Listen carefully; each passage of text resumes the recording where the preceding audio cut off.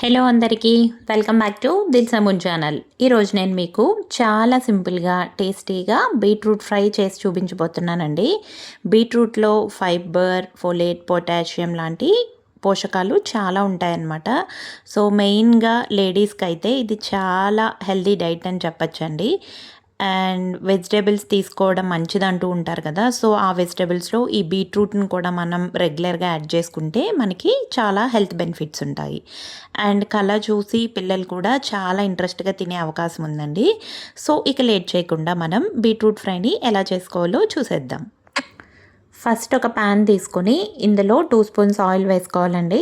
Next ఇందులోనే 4 కచ్చాపచ్చాగా దంచుకున్న వెల్లుల్లి రెబ్బల్ని కూడా వేసుకొని ఇలా ఆయిల్లో 1 మినిట్ పాటు బాగా ఫ్రై చేసుకోవాలి.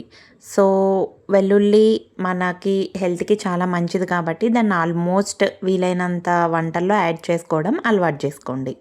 సో దీన్ని 1 మినిట్ పాటు ఫ్రై చేసుకున్న తర్వాత ఇందులో తాలింపు వేసుకోవాలండి. ఆవాలు, జీలకర్ర, సాయమినపప్పు, పచ్చిశనగపప్పు వేసుకొని కొంచెం దోరగా ఫ్రై చేసుకోవాలి. ఇవి కొంచెం ఫ్రై అయిపోయినాక 2 పచ్చిమిరపకాయలని ఇలా కట్ చేసుకుని వేసుకోవాలి. నెక్స్ట్ ఇందులోనే కరివేపాకు అలాగే 2 ఎండుమిరపకాయలను కూడా తుంచి వేసేసుకోవాలి. సో ఇవన్నీ ఒకసారి బాగా ఫ్రై అయిపోయాక మనం ముందుగా మీడియం సైజులో కట్ చేసుకుని పెట్టుకున్న బీట్రూట్ పీసెస్ని వేసేసుకోవాలి. నేను ఇక్కడ 3 బీట్రూట్స్ తీసుకున్నానండి, మీడియం సైజ్వి.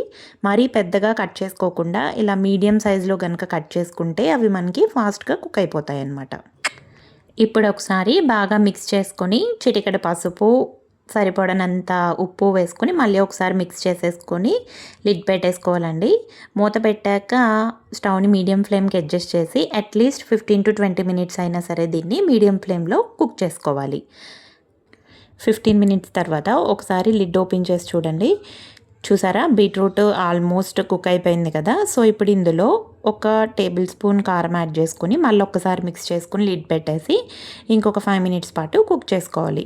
అంతేనండి, మన బీట్రూట్ ఫ్రై బాగా కుక్ అయిపోయింది. చివరిలో కొంచెం కొత్తిమీర వేసుకుని గార్నిష్ చేసుకుని ఒకసారి ఇలా మిక్స్ చేసుకుని స్టవ్ ఆఫ్ చేసేసుకోవడమే. చూడ్డానికి ఎంతో కలర్ఫుల్గా ఉంది కదా, టేస్ట్ కూడా అంతే బాగుంటుందండి. రైస్లో సైడ్ డిష్గా అయినా సరే, లంచ్ బాక్స్ రెసిపీకి అయినా సరే చాలా బాగుంటుంది.